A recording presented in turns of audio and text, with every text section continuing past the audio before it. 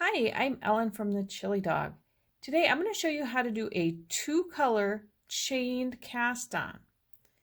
You're going to need a crochet hook for this method, but you don't necessarily need to know how to crochet.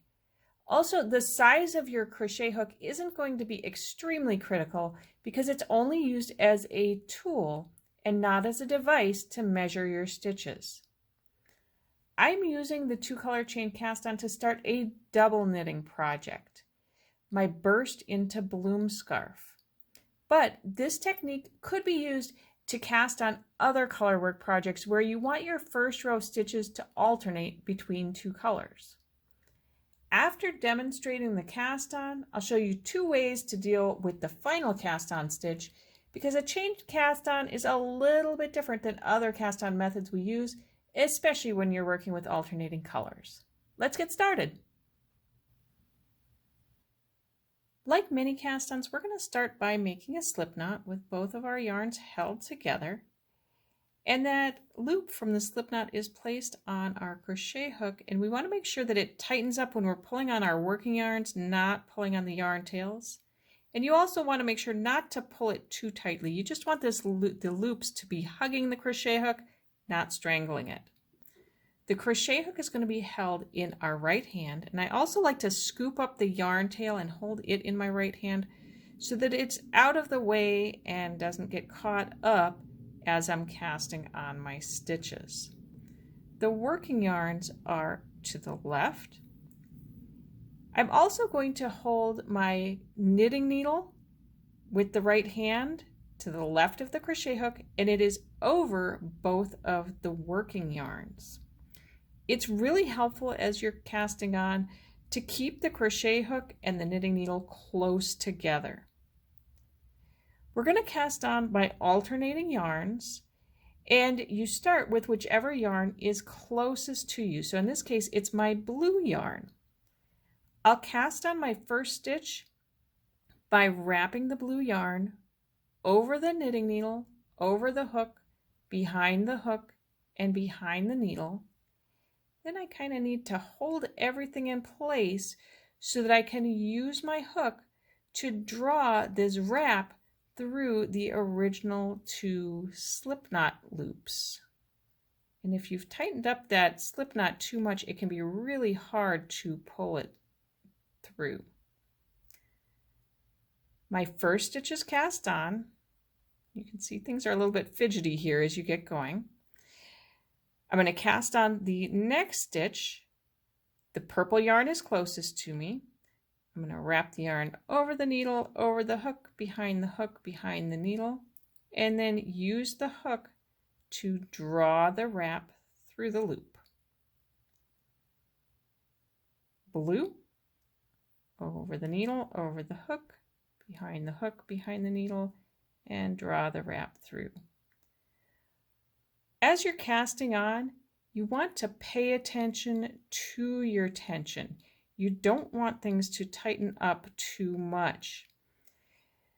So as you're wrapping your stitches, just make sure that you're not pulling the yarn that you're wrapping too tightly, or these loops along the edge will tighten up too much, and you don't want that to happen. So you can tighten them up a little bit, but don't go crazy. Wrap the yarn and pull it through. And if you're a crocheter, you may already recognize what's happening with your crochet hook. You're really just making a crochet chain along the edge of your knitting. Oops. So you would just continue casting on in this manner until you have cast on the desired number of stitches onto your knitting needle. After you've cast on your stitches, you need to do something with this loop that remains on your crochet hook. If you just remove the hook, as soon as you pull on the working yarn, it's going to tighten up that loop, and eventually you will unravel this chain along the edge of your cast on, and you'll lose your cast on stitches. So the good news is you have two easy options to fix this problem. Option 1 is to cast on one less stitch than your pattern calls for. Then when you lift the loop from the crochet hook up onto your knitting needle and pull the working yarn to tighten things up, you have the correct number of stitches on your needle. You just need to remember, as you start knitting across that first row, you'll need to knit your first stitch with the opposite color as the loop so that you can maintain your alternating color pattern. Option 2 is similar, but in this case, you would cast on the actual number of stitches that your pattern calls for. And then, like before, you lift this loop up onto your knitting needle and tighten things up by pulling on the working yarn. In this case, you now have an extra stitch on your knitting needles. So to take care of that, as you start knitting your first row, you would treat the first stitch and the second stitch as if they were one, and you would simply work them together. Whichever option you choose, there's one final issue that you need to deal with, and that is, as you're casting on your stitches, your two yarns are going to twist around each other.